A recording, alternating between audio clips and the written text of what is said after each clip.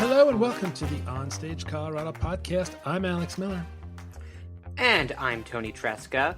On this episode of the show, we're mixing things up a bit. This is the first episode of the OnStage Colorado podcast in its newly remixed monthly form. We've got a lot going on here over at OnStage Colorado, and producing this show honestly just takes a lot of time that we need to be using on other things, including getting out in the field to cover as much of the local art scene as possible, as well as on our business side, getting a fiscal sponsor on board to really help us out.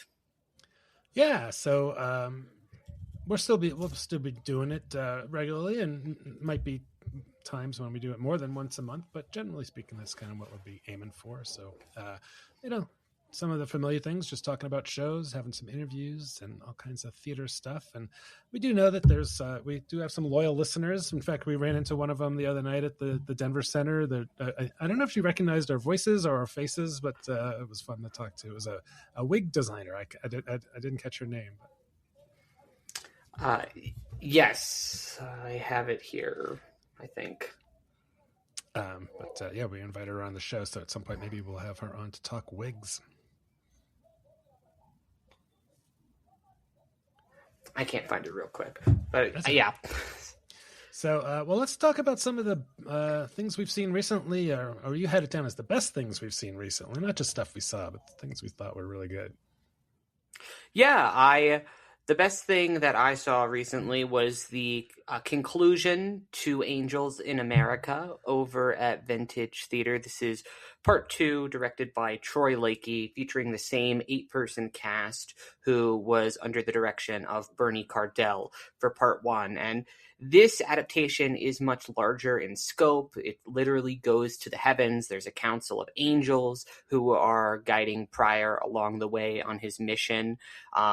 And Vintage, as I'm noted in my review of part 1, they're doing this in their smaller Bon Trimble Theater, 67 seats, very limited stage to kind of stage stuff.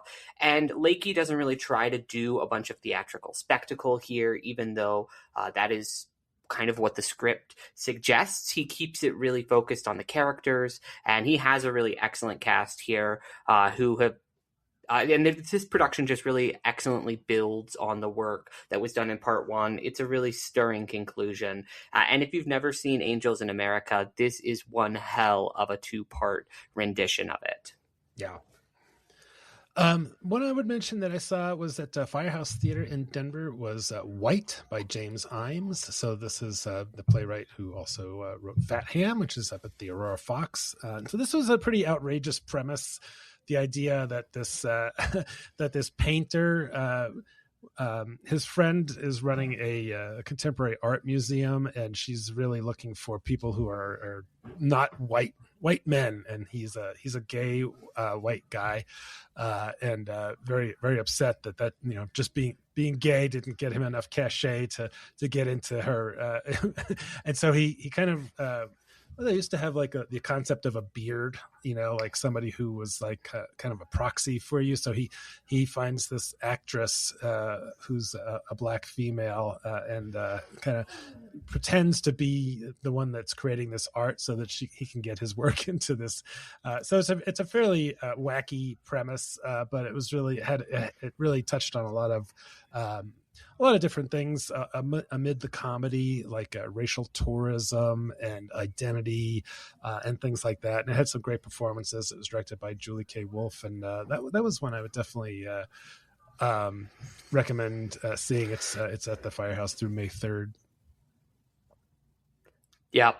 One that maybe we would say you could pass on if you are kind of trying to select your options over the next month is Next to Normal at the Denver Center. You and I both attended its opening night along with our reviewer for OnStage Colorado, Garth, and we were not on board with what we saw. No, I didn't understand this thing won a Pulitzer Prize, and I just didn't connect with it. I didn't connect with the characters. I didn't enjoy the music. The performances were decent. The production was fine, but I just didn't love it. Yeah, it definitely did not connect emotionally.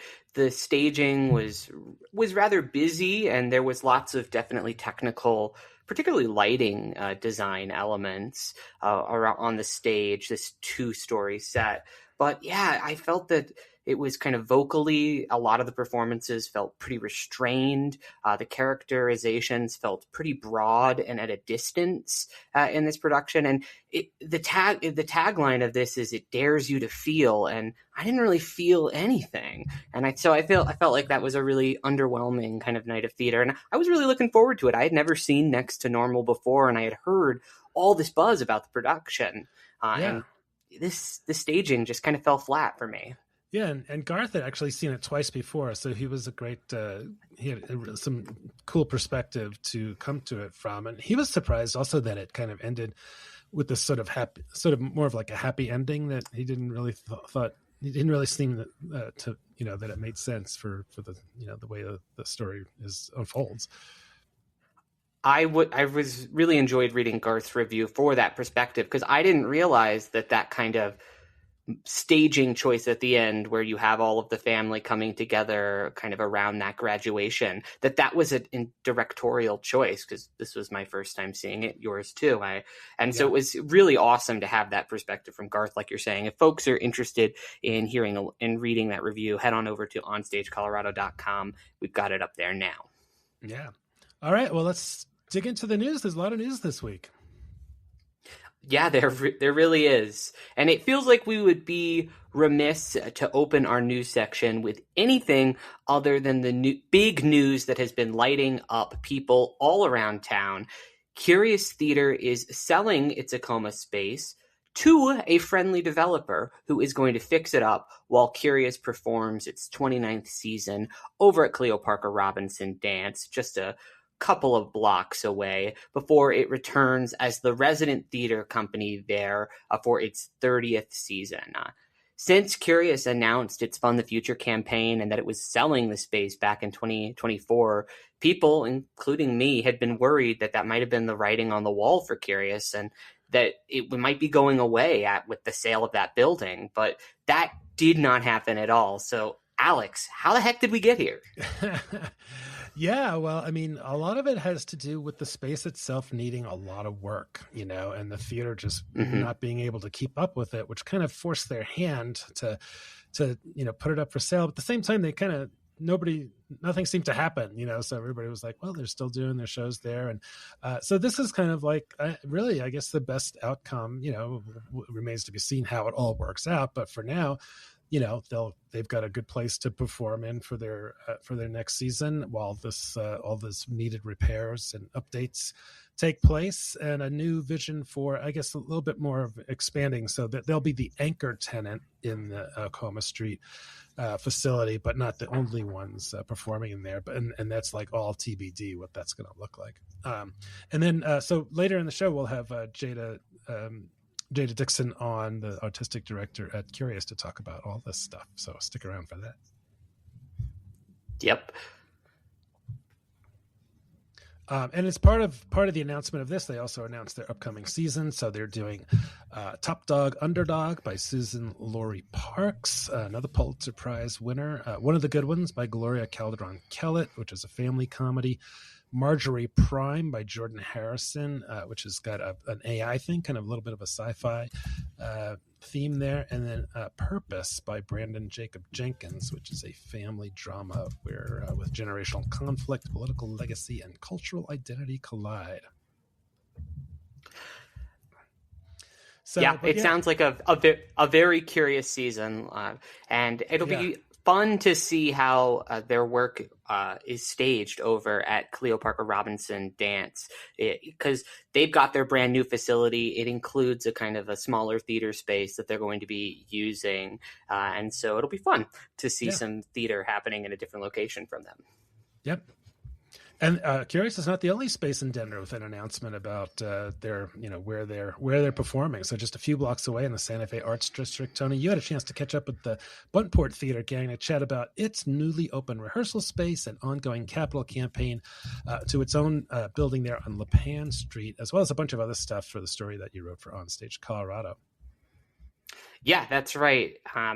Buntport Theater is a 5-person ensemble, kind of known for their quirky comedies in Denver. But lately, they've been doing a lot of very serious work, including raising money for its $2.65 million capital campaign to buy its long-term home on LePan Street. And that includes expanding from 1/3 of the warehouse that it operated, or roughly about a little over 2,000 square feet, into the full 10,000 square foot building. They got that last year, or I guess about 10 months ago now, is when they got that. They found the sign outside from their landlord that said "for sale" or "for lease." They didn't get any heads up. Brian, literally, he told me in our interview that he just rode up on his bike and he saw that sign and he was like, "What the heck? I guess we've got to do something now." Yeah. So, it's a neat story. And I'd say they're a beloved company. Everybody loves Buntport. Really happy to see that they're, going to be able to stay in there, and they've got a little ways to go, but hopefully they pull it off.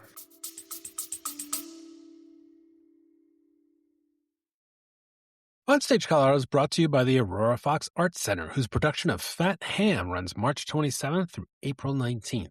James L. James' play reinvents Shakespeare's masterpiece Hamlet with a delectable comic tragedy about a queer Southern college kid confronting the ghost of his father in the backyard. Tickets at aurorafoxartscenter.org. OnStage Colorado is sponsored in part by Colorado Candlelight, presenting the classic musical Hello, Dolly, featuring humor, romance, energetic dance, and some of the greatest songs in musical theater history through April 4th. OnStage Colorado is brought to you by Curious Theater Company, whose production of Birthday Candles runs March 7th through April 15th. Noah Hadel's play covers 5 generations, an infinity of dreams, and one cake baked over a century. Tickets at curioustheater.org. OnStage Colorado also receives support from the Boulder Ensemble Theater Company, whose production of Mary Jane runs at the Boulder Dairy Center May 1st through 24th. Amy Herzog's play is a story of a mother's unbounded love and the makeshift circle of women who support her. Tickets at petc.org.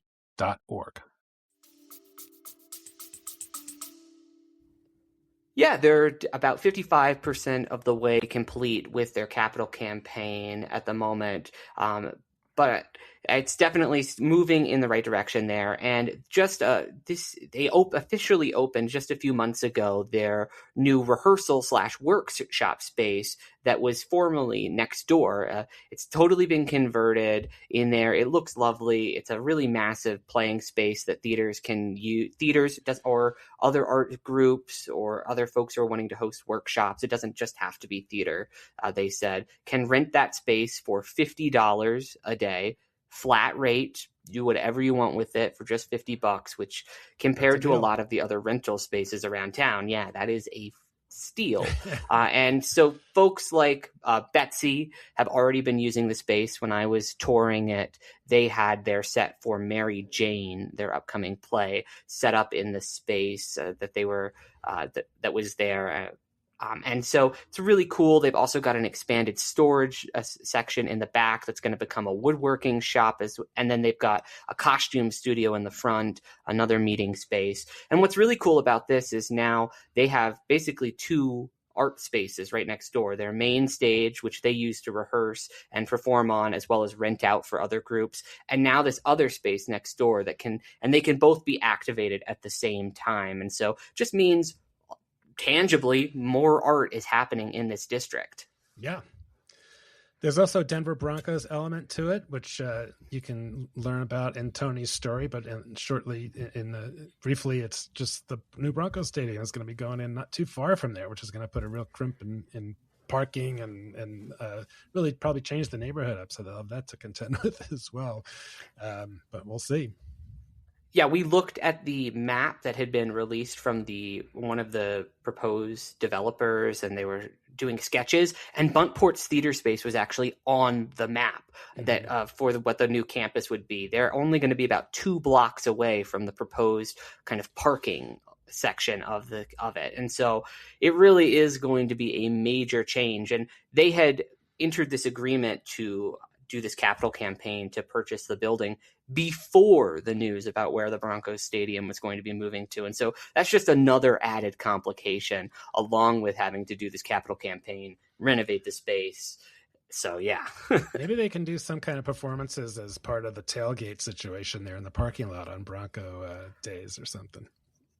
The whole Buntport crew actually did a big, long-running joke about that. They were we're actually going to be kind of doing a Broncos-themed musical that we can do. Mm-hmm. And then they were, more seriously, Brian was like, one of the suggestions that we got from a longtime patron is we got to do a review around what's happening in the Broncos season, like a comedic little skit, an hour-long thing that people can come to before or after the Broncos game. And he was like, if we were smart business people, we might do that.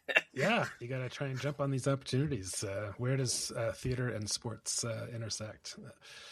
So, all right. Well, we also have several season announcements from across the state, all of which are in our news section on OnStage Colorado. Up first, the DCPA Theater Company dropped their season announcement just an hour before we started recording here on Tuesday. So their upcoming season includes Destiny of Desire, a telenovela play with music in September, The Tempest, which, of course, we just had at the Colorado Shakespeare Festival last summer, but Chris Coleman and the company are taking another bite at that apple in October. And then they've got the two world premieres that we've talked about plenty, Bog Friends and How to Conquer America, a mostly true history of yogurt, which came out of the Colorado New Play Festival last year. And then they're doing Once, real familiar title, the musical, in next April. And then Dial M for Murder in next April and May. And another one called And So We Walked, an artist's journey along the Trail of Tears in April and May. So that's their base season. Of course, they'll do a Christmas Carol, and they'll be doing a Colorado New Play Summit again. So that's the Denver Center's lineup for the coming season. So what do you think of those titles, Toni? I think I'm most excited to see the Destiny of Desire one in the Wolf Theater. That sounds like a pretty interesting one from Karen Zakaris, who did Just Like Us, that premiered at the Denver Center, was just staged over at Su Teatro, as well as a number of other plays. Excellent writer. I've not seen this one before. It's a play with music, it says, so there's songs in here. I'm curious to see what that looks like. And then I'm also really excited to see How to Conquer America, a mostly true story of yogurt, which we heard read at the Colorado New Play Summit a few years ago. And it's by David Myers, and it is just such a funny play, very thoughtful examination of this father-daughter kind of relationship within the context of yogurt marketing. So, yeah, and we were less excited about Bog Friends, so it'll be interesting to see how that one turns out. I think with the right direction, maybe some revisions based off of audience feedback, that one could be really interesting. It'll certainly be cool to do from a technical standpoint, kind of creating this bog-like environment, all the costume opportunities that can happen with these three couples over very different time periods. I think there's a lot of opportunities there. I just will be curious to see how that script has developed since we first heard it read. Yep, for sure.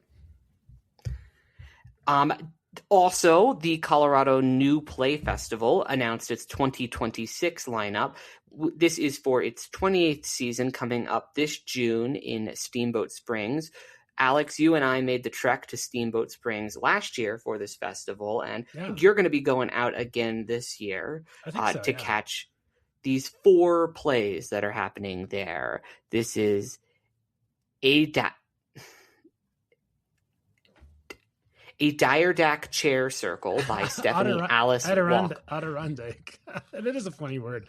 I was just trying to sound it out, and is this a brand or something? Adirondack. Oh, now you got me, so I can't pronounce it.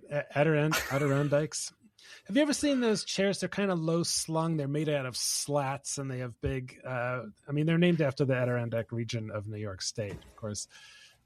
Yes. Okay. It's a type of chair. Well, that play by Stephanie Alice Walker is going to be on Saturday, June 13th. It's about a perfection-seeking suburban mom who leads a parents group fighting school indoctrination. Also be featuring The Visitors by Brienne Turner that same Saturday in the evening. This is a dark comedy about siblings who descend on their sister's apartment. Natural History by Colin Van Son is going to be on Sunday afternoon. This is set in 2169 and follows two environmental activists' plan to steal a taxidermied bison from a natural history museum. And Colin is actually a Denver-based playwright, so that's pretty cool to see there. And then the final play on the bill is Day's End by Brett C. Leonard, Sunday evening. And this is a play told in reverse chronological order over 2 decades.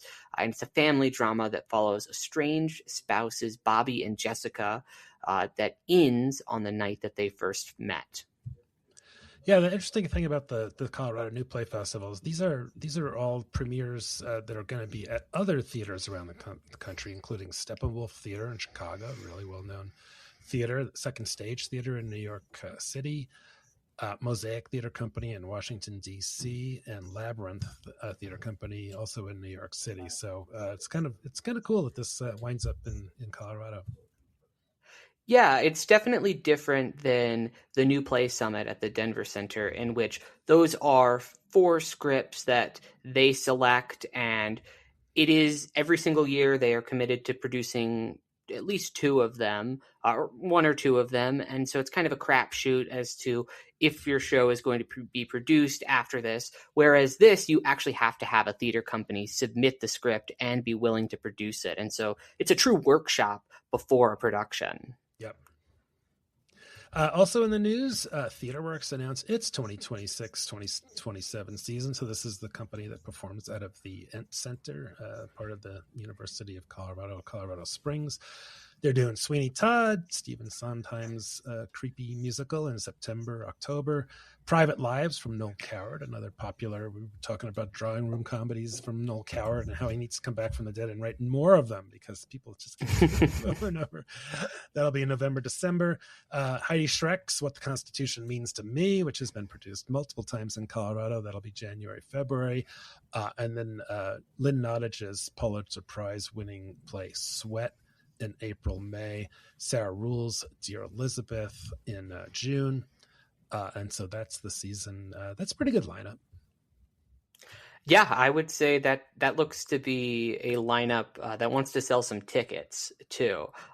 Sweeney Todd around spooky season, drawing room comedy around the holidays, a little bit more experimental fare, What the Constitution Means to Me in January, February, but experimental in a crowd-pleasing way. That script is excellent. I haven't seen Sweat, but I know that that's a very popular one. And then I feel like the biggest swing is probably that Dear Elizabeth, because it's a show about letters exchanged between poets Elizabeth Bishop and Robert Lowell that I've not seen, but I'm curious to see how you theatricalize the exchange of letters. Mm-hmm. Yeah, I really liked Sweat. I saw it at the Denver Center. It was done a few years back, and it's a good play. And then also in Boulder, who else announced their season? The Upstart Crow Theater Company announced its 46th season. It's a 4-play lineup that the company is calling Thoughtful Comedy for Troubling Times, or Is It Real If You Think It's Real? It's featuring William Shakespeare's Much Ado About Nothing in August and September of 2026, Mary Chase's Harvey in December, T.S. Eliot's The Confidential Clerk in March. I hadn't heard of this one, but this is a rare comedy from the famed poet that leads audiences into a labyrinth of mistaken identity, misplaced babies, and polite English absurdity where everyone is respectable enough to make the chaos entertaining. And then the season closes out in May with Tom Stoppert's Rosencrantz and Guildenstern Are Dead. Great. And then finally, mark your calendars for May 16th because Opera Colorado is taking over the historic Elitch Theater in Northwest Denver to present Gilbert and Sullivan's comic masterpiece, The Pirates of Penzance, for one night only on May 16th. It's been exactly 135 years since Pirates was last performed on this stage, hence why the company is marketing it as a return engagement. Although I have confirmed from the staff, none of the original cast are going to be in the show. Oh, darn. That's a really big swing for one night, doing a full-on Gilbert and Sullivan production of Pirates for one night, but God bless them. Yeah, absolutely. All right. Well, next up, we're going to do our Colorado headliners. So these are shows coming up in the next month or so we think you should consider checking out. So I'm going to kick it off with Curious, we were just talking about. So the last show that they'll be doing in their space before the big renovation is Furlough's Paradise, April 30th through May 31st. So this is an A.K. Payne script. It's an 80-minute two-hander about cousins reuniting for a funeral, one on a 3-day furlough from prison, the other on a break from her West Coast tech career as they wrestle with grief, memory, and what freedom means. So this one won the 2025 Susan Smith Blackburn Prize, the Alliance Candida Graduate Playwriting Competition, the Stavis Award, and had productions at Atlanta's Alliance Theater and the Geffen Playhouse in LA. So it's a pretty buzzy new American play. It seems like a perfect fit for Curious. Definitely.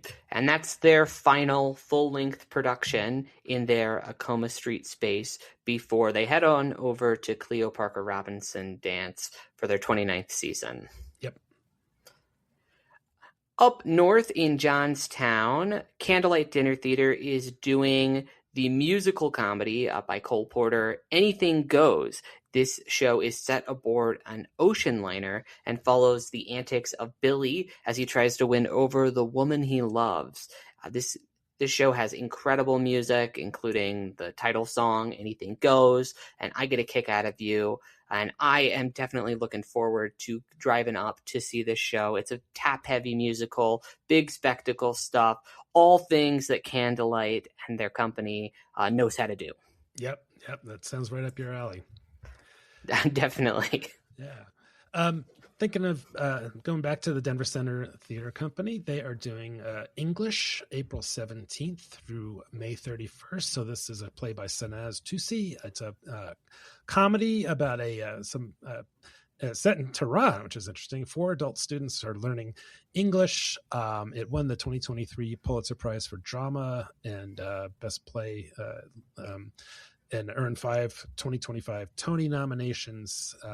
So the Denver Center production is going to be in the Singleton Theater, directed by Iranian theater maker Hamad Degani, who previously helmed productions at Chicago's Goodman and the Guthrie Theaters. So that one should be pretty good. I think you're going to be reviewing that one, right, Toni? That's right. I'll be there on its opening night. Great. My next headliner is the Van Helsing Society Murder Mystery. This is being done by Audacious Immersive in its new space inside the First Baptist Church of Denver, and they are inviting folks to step inside a supernatural whodunit. The production takes place in this immersive venue, which is all designed as the headquarters of the Van Helsing Society, which is described as this magical, dark academia haven for mythological creatures from around the world. And for this specific production, that world becomes a living crime scene that's populated by supernatural suspects, strange secrets, and centuries worth of buried tensions. Ooh. Yep, and I think Danielle Riha, our correspondent, will be getting out to see that one. This next one is a very, very old play that I'm kind of excited to go see. I think we're both going to go to this one, Tartuffe, from Upstart Crow in Boulder. This will be at the Dairy Center April 30th through May 17th. This is a 17th century French comedy about a gullible patriarch named Orgon who falls under the spell of Tartuffe, a silver-tongued con man posing as a holy ascetic while scheming to marry the daughter, seduce the wife, and swipe the family fortune.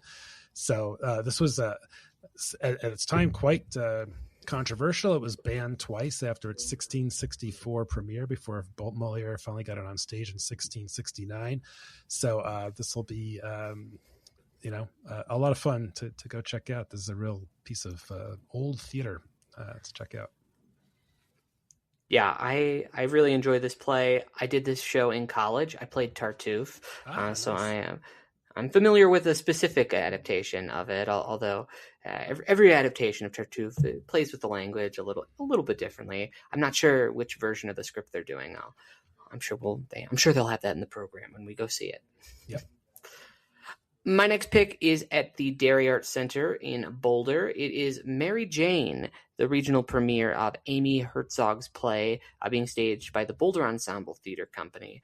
This play is about a single mom's life who is turned upside down by her child's chronic illness. She is abandoned by her husband, yet she faces reality with a sunny determination that borders on denial. I was talking a little bit with Jess Robley, their artistic director, and she confirmed that this is a very heavy show. So bring those tissues. All right. Next one is one for the opera lovers out there. This is a super duper well-known show, Madame Butterfly from Opera Colorado. It'll be at the Ellie Calkins Opera House there at the Denver Center, May 2nd through 10th. So this is premiered at La Scala in 1904, and it's one of the most performed operas in the world. It follows a young Japanese geisha who marries a callous American naval officer, bears his child, and clings to hope through his abandonment with one of opera's most devastating finales. So it'll be sung in Italian with English and Spanish captions and stars Japanese soprano Eri Nakamura as Chow Chow San under the baton of music director Ari Pelto. And if you really want to dive deep, you can show up for the pre-show lectures that are offered 1 hour before each performance to learn all about the background. Yeah, this is famous the opera that Miss Saigon was famously adapted from. So if you have never seen the original, this is a pretty cool opportunity to see that. Yeah. My next pick is kind of an interesting immersive experiment. It's called Ambrosia, an immersive cyberpunk experience. It's being done at Meow Wolf, Denver, by Menace Theater Company in partnership with that organization. And this show drops you straight into the heart of this corporate cover-up.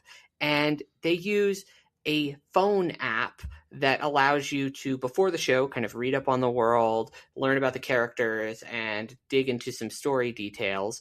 And then you'll also use the app while you're there to participate in games and message the characters and engage with other audience members. So it's kind of an interesting real-life tech hybrid experience, it sounds like, in which you'll be using your phone to kind of complete part of the action. That sounds really interesting. Yeah, for sure. All right, my last one takes us to Carbondale for the good folks at Thunder River Theater Company doing For Peter Pan on Her 70th Birthday by Sarah Rule. So this story is about 5 adult siblings gathering around their dying father's hospital bed in Iowa, and his passing sparks a freewheeling wake that drifts from politics to memory to the moment each of them realized they'd grown up. So it goes back to the eldest sister Anne to community theater production of Peter Pan. She started in it as a girl, so there's Neverland magic and meditation on mortality and all kinds of stuff. It sounds like a really interesting script, even though I'm not always well disposed towards more Peter Pan properties. This sounds like a real interesting take to be directed by Renee Prince. It sounds like it's using the Peter Pan mythology as a jumping off point to explore other things. Yeah, it's not a Peter Pan story, not per se. Exactly. My final pick is The Sandman, a newfangled Western. This is being done by Wonderbound in its space in Denver, May 7th through the 17th. This show was first performed in February 2020, right before the whole world shut down. And this show features live music by the Gasoline Lollipops and is an epic adventure that chronicles the journey of characters ripped from the lyrics of Clay Rose's songs.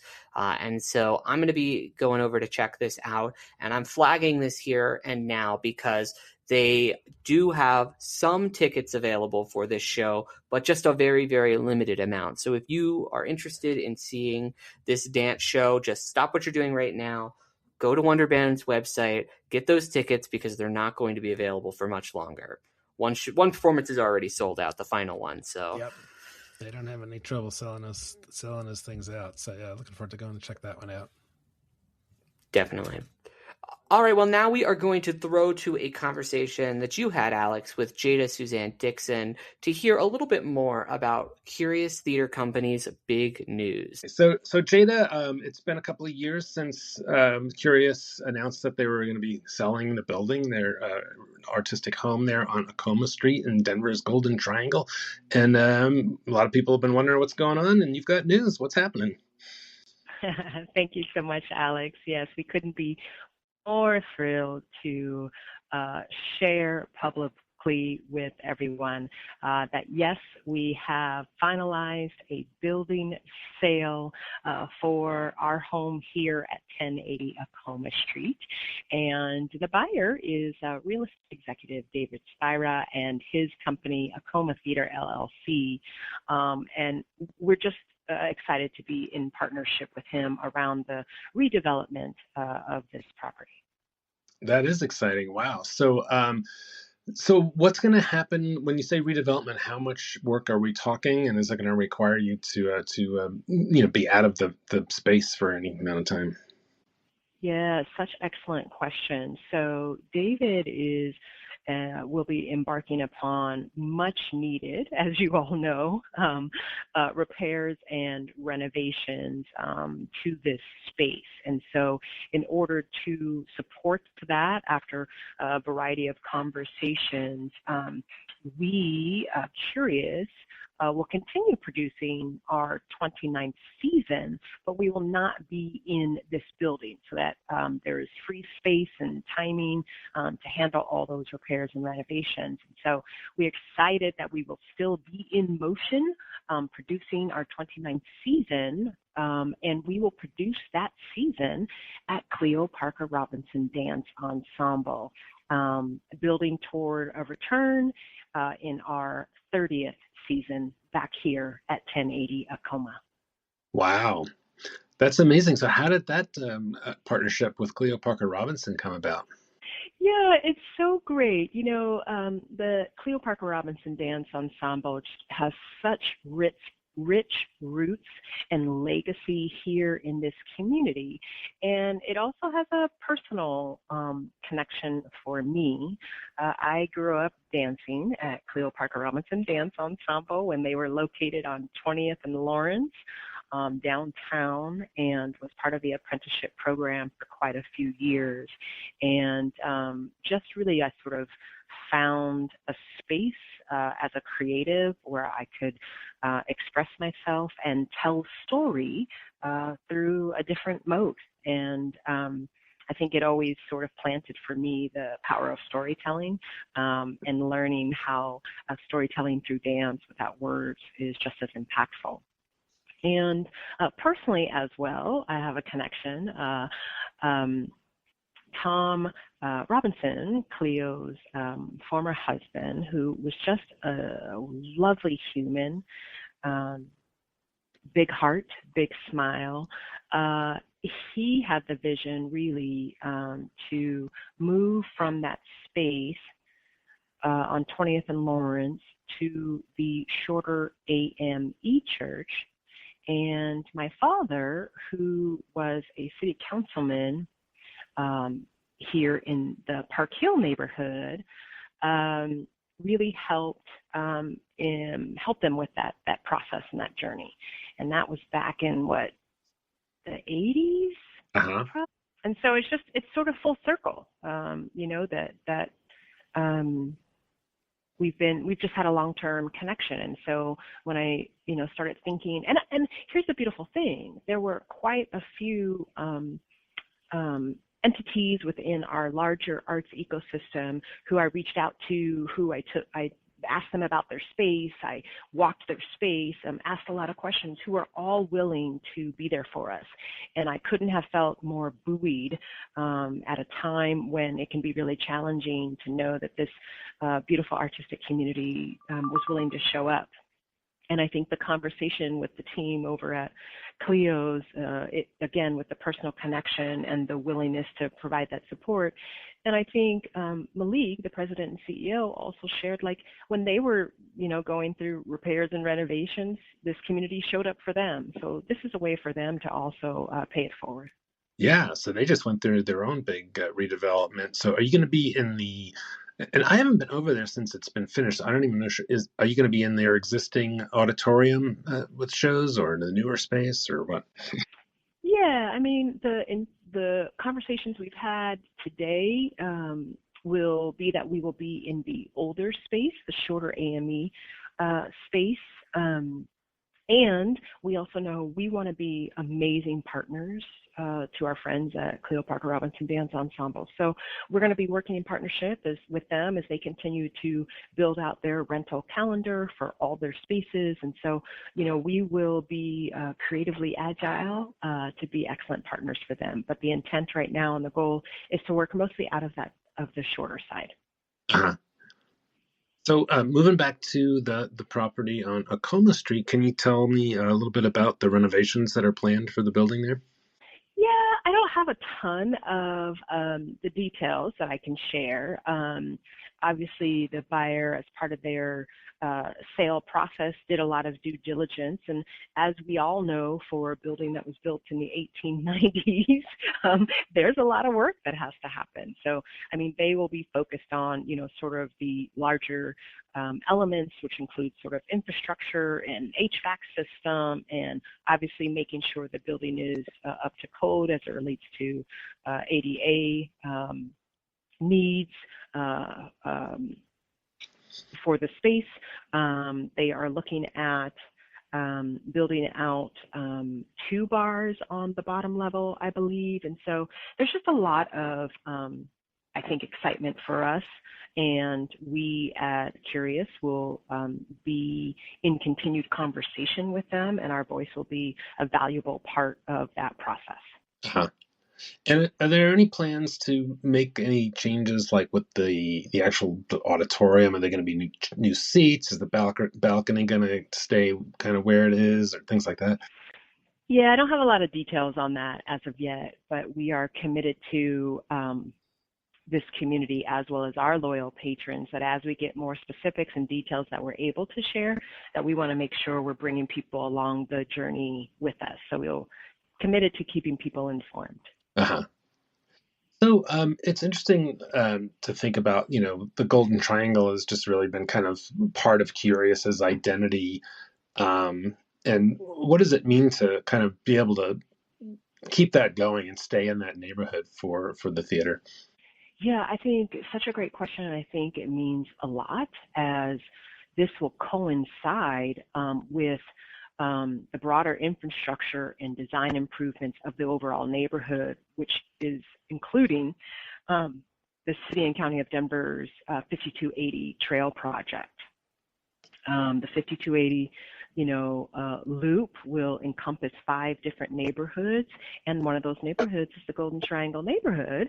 And the specific block is Acoma Street between 11th and 12th. And so I think for us to be able to continue our deep history and roots in this neighborhood, in a neighborhood that is growing and expanding, I think, we're excited to be elevated as an ongoing cultural asset as part of this neighborhood, and to stay connected to its growth and what it provides for visitors as well as the residents in this neighborhood to have access to really powerful and impactful art.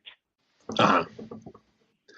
So season 29, have you announced that yet? Season 29, yes, will feature 3 regional premieres and a venerated modern classic. We couldn't be more thrilled to kick off the season with Top Dog Underdog by Susan Laurie Parks.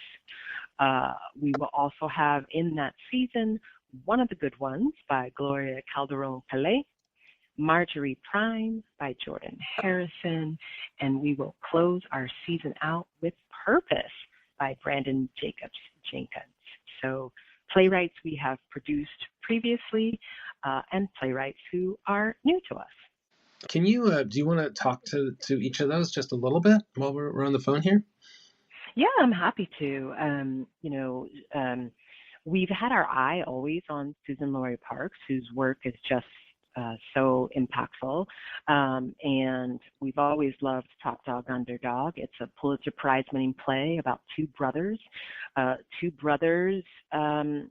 are, I think, in a story of survival, but a story of intimacy, a story of navigating identity, and a story of inherited struggle.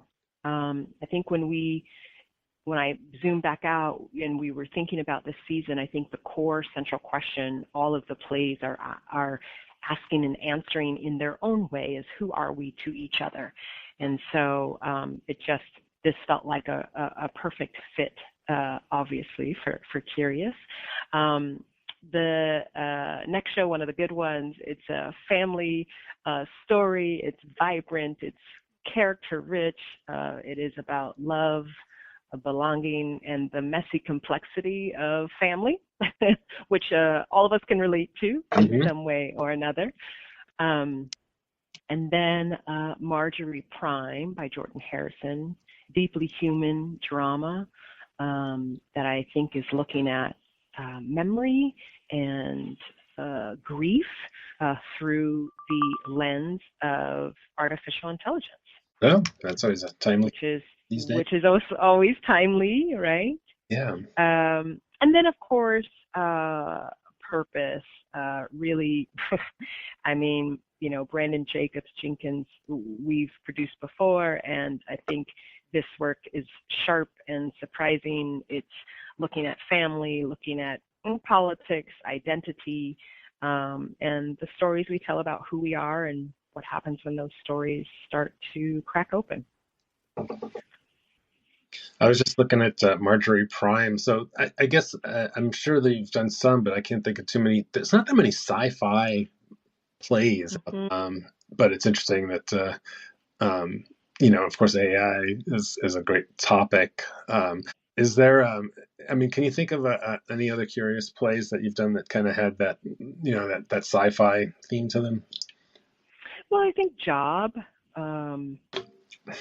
a little bit from the current season, which we were, really thrilled about. And I think, as we think about seasons and as we think about plays, obviously we're getting, submissions from playwrights, from agents, from, everything you can think of. And as we start reading them, I think we're always looking at, what are the stories that feel urgent right now? What are the stories that speak to each other? What are the stories that stretch us? We've also been asking, what are the stories that scare us? And what are the stories that align with who Curious is in this moment? And I think, we sort of are constantly asking ourselves those questions as we think about the plays that we're reading. And, oftentimes how a play moves from what we're reading into a season is, I think we sort of create a list of plays that are definitely a fit for us, fit our mantra, and answer those questions. And then it's just the puzzle piece of how they all fit together, and all the other pieces that come into play to that, Mm-hmm. Great. Well, going back to the building, can you talk a little bit about, so Curious will be the anchor tenant. What other types of things might we be seeing in that space that you might be sharing the space with? Yeah, I think the door right now is wide open for possibilities. I think David Spira and us as an entity. I think what we're excited about is that the vision for the space is that it's a sort of dynamic, arts-centered cultural hub, something that feels vibrant for this neighborhood and, keeps art at the center. And I think that's a really exciting opportunity, not only for Curious, but for other entities. So I think right now we've not, dove into the specifics of who it will be. We're just excited to explore what are the possibilities. And that's a great place for us to be, I think, in a place of momentum and a place of possibility. As far as the sort of the logistics of moving out of there and, I'm sure what kind of things are the staff going to have to deal with? I mean, you're going to have room for your props and your set pieces, and you're going to have an office and all that kind of stuff over at Cleo. No. So we're going to have to get very creative about moving out of this space. I think it's sort of like a great opportunity for, similar to anyone who, buys their, sells their home and moves out. It's a great opportunity for us to, pull everything off the shelves, pull everything out of the boxes, really clean house. And I always me personally, I don't know, I sort of dig that space, and yes, it's a lot of hard work, but I do think there's something about being able to let go of the things that are no longer serving. What are the things that we want to bring into this sort of reimagined time when we're back, and so we'll be putting a lot of things in storage. But yeah, there's a lot of work ahead of us to clean and organize, but also that's exciting work. Yeah. It is exciting time. I was thinking, I started going to Curious when it first opened back in the 90s, and I was covering. I think I may have seen more shows at Curious. Probably the Denver Center is probably number one, but Curious might be a strong number two.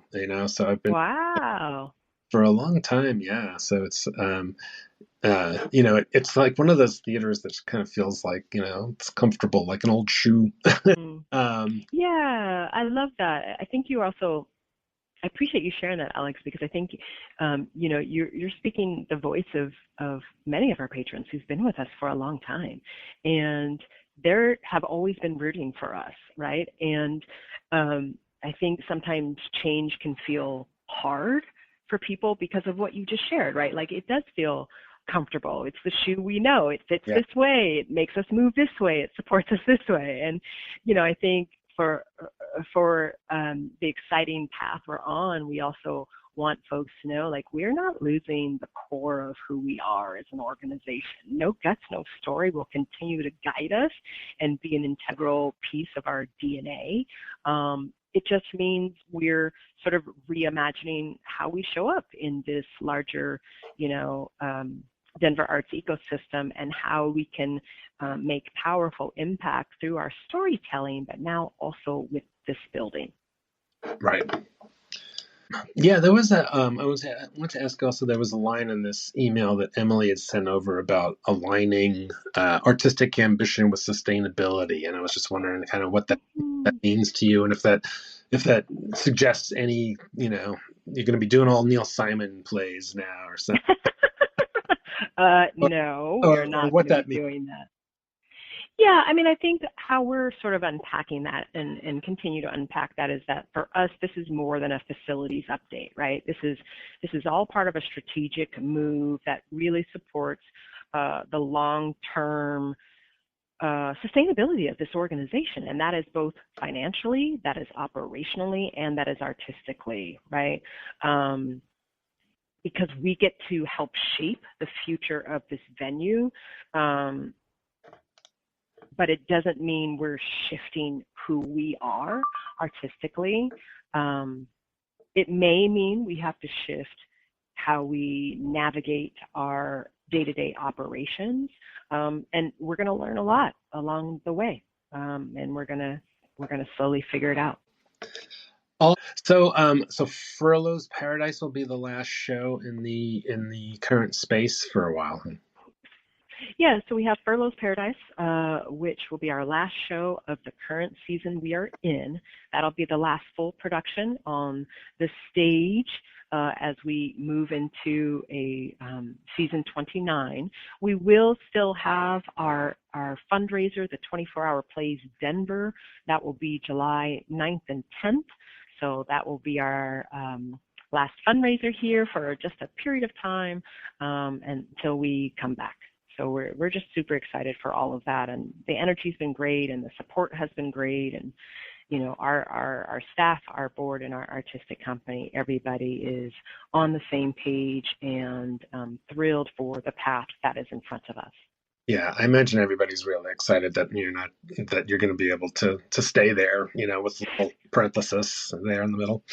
Absolutely. Yeah. All right, Jada. Well, thanks so much for taking the time here. Appreciate it. Well, I appreciate you, Alex. Thank you so very much for the time, and thanks for the flexibility with our internet situation over here. Well, that was so nice for Jada to drop by and chat a little bit more about Curious's future. Yeah. Well, it is a very exciting time for the theater, and I'm sure stressful too. I was one of the things I know we talked about in there was like, are you going to have they're going to be losing like a lot of their office space and storage space and things like that they'll have to negotiate. So it'll be a challenging time. I'm sure they'd be very happy to get back into their old space when it's ready. Definitely. Well, for our final segment, we're going to chat a little bit about some other arts, film, concert, and things that we have seen or are looking forward to coming up. Alex, what have you seen recently that has piqued your interest? Yeah, we were kind of calling this offstage, so things outside. I will say one of the things that I've really enjoyed, I like noir crime shows, and there's a Norwegian writer named Joe Nesbo I've read a lot of his novels, and one of his characters is this guy, Detective Harry Hola. It looks like Hole, just Hole, but it's Hola. And that's the name of the show on Netflix. It's a nine part sort of limited series that's very dark. It's pretty gruesome about these murders, but I really enjoyed it. So if you like that kind of thing, I would definitely check that out on Netflix. The other one is there's a new documentary about the Red Hot Chili Peppers that's really about their beginnings of the band, and I didn't really know about this, but there's really the leader of the band was this guy named Halal, who died of a heroin overdose when he was only 26 back in like 1988, before the Chili Peppers got really big, but who was really instrumental in the band. And so it was a really interesting sort of very not the typical rock doc. It was really about how this thing came to be at the very beginning before it took off in different ways. So and then on the coming soon side, I was trying to think of, like, other than the theater stuff coming up, I've just realized that I have just recently gotten tickets to see a lot of music coming up in the next, 6 months. So Joe Jackson is going to be playing at the Boulder Chautauqua. Really excited to see him. Very well-known 80s sort of pop rock star.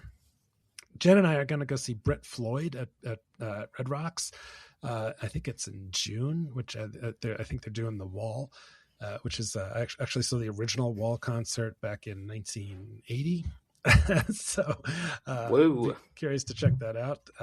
Kurt Weill is coming to town, a really great alternative artist, as well as Courtney Barnett, and at two different concerts, but they have collaborated on stuff before. Gorillaz is going to be playing at the Ball in the fall. Really excited about that. And then another one is Jesse Wells is going to be playing up at the Dillon Amphitheater, and he's a really interesting guy. He's kind of like a sort of a bit of a Dylan protege or a John Prine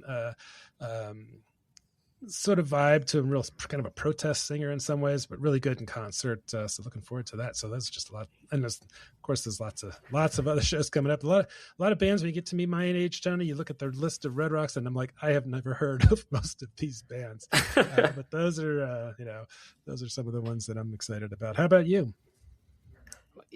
Yeah, well, I mean, first of all, props to you for really taking advantage of Colorado's music scene. Yeah, those are a lot. That's a lot of different concerts you're getting out to. Yeah. On the things I've seen side, I went out to the movie theater recently to check out the new film, The Drama. This features Robert Pattinson and Zendaya. It's about a couple who's about to get married, but one of them has a very dark and intense secret. It's I think this is really funny in a really kind of twisted way. They're hiding the premise, so I'm not going to spoil it here, other than what I just said, but I would suggest the best way to view it is don't read anymore, or don't look into it at all, because Google will spoil what the movie is about if you look it up. The AI summary will just tell you everything that happens in there. Go in blind. That's what I did. And hopefully you can see it with a big audience, because my crowd was gasping and laughing out loud all throughout. Just reactions of horror in appropriate places. It's a really fun ride. That sounds great. Yeah, Andy went and saw it. He really liked it as well. Yeah, it's a good movie to see with a lot of people, because it'll definitely give you stuff to talk about afterwards too. I mean, if you don't have something to say after you see this movie, I would be very surprised. Very surprised. And then I saw that you saw a silent movie. This is I haven't seen that since it came out. Tell us about this one. Yeah, so this was over at the Sea Film Center. They were showing this Mel Brooks comedy as part of its Seesaw film series, which is kind of its retrospective wing of programming. And it's kind of preemptively celebrating Mel Brooks's 100th year birthday that's going to be happening this June. And they're showing a whole bunch of his films. And I've seen almost all of Mel Brooks's stuff, but silent movie had kind of slipped between. It just slipped off my radar. I'd never seen it. Fell between the cracks. Fill in appropriate metaphor here that I'm word saladying. But Mel Brooks, this movie is an absolute riot. It's actually a silent movie done in a contemporary fashion. It's about a director-writer played by Mel Brooks who wants to get a studio to finance his silent movie. So it's very meta in that fashion. It features a whole bunch of cameos from Hollywood stars in all sorts of really outrageous gags and settings. And it was just a really fun experience to watch this in a theater packed on I believe it was a Sunday morning, right at noon, full up. Nice little pre-show introduction by Keith Garcia about the significance of this film in Mel Brooks's filmography. This was his first project in which he prominently acted. And yeah, there's still a few more Mel Brooks films on the Seesaw lineup. I believe they're showing The Producers, Young Frankenstein coming up, as well as a few others. So if you are interested in at all, you haven't seen those, this is a great setting to experience these comedies. That's great. The only thing I remember about silent movie is the fact that there is one spoken word in it by Marcel Marceau, the mime, right? There is the mime gets the only line of dialogue, and he says no when he is offered a role in the silent movie. Yep, he rejects it. Yeah, that very meta Mel. So funny. And then things that I'm looking forward to is there is a new Lorne Michaels Saturday Night Live documentary that is releasing this weekend, and it's pretty rare for Lorne Michaels to open up.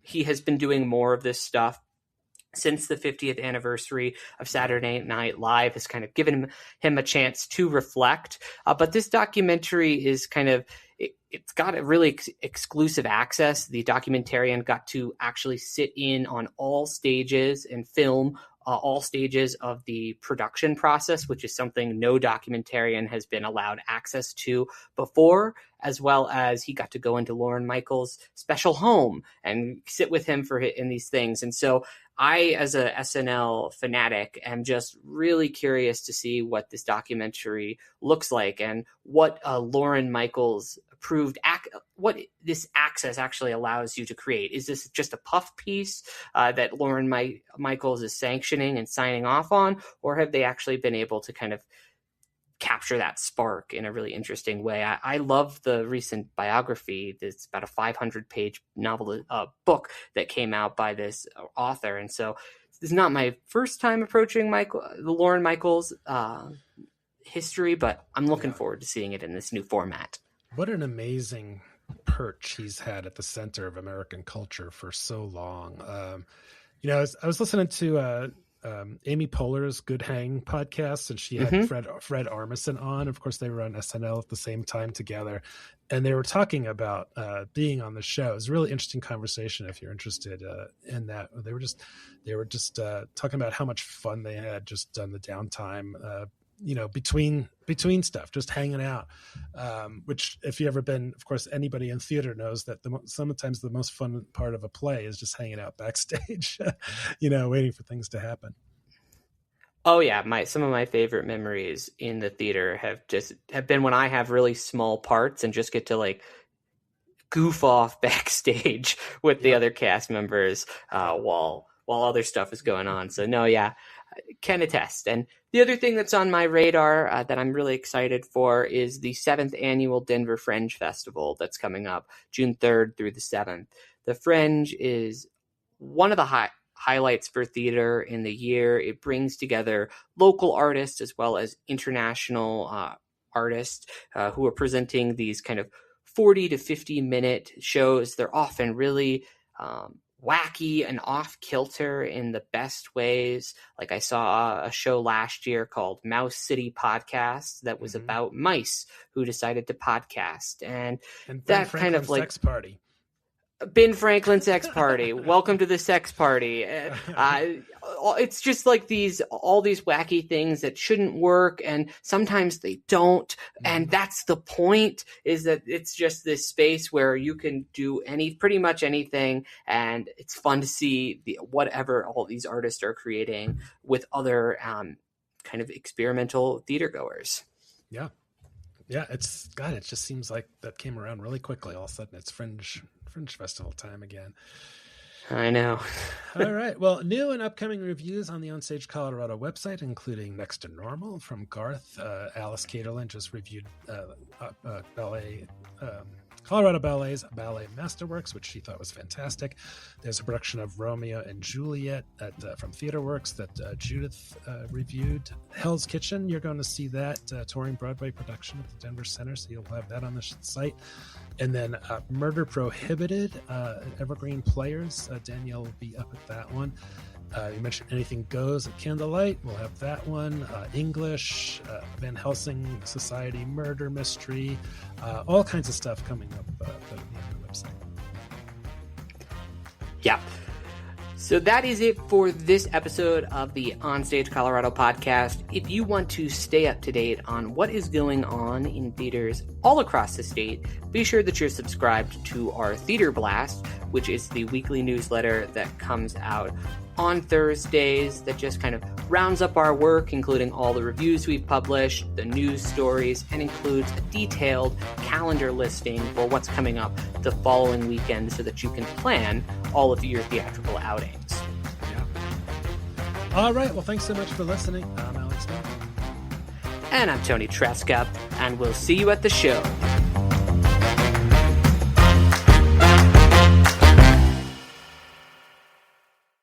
Hey, it's Alex here, founder, editor, and publisher of OnStage Colorado. Thanks so much for listening.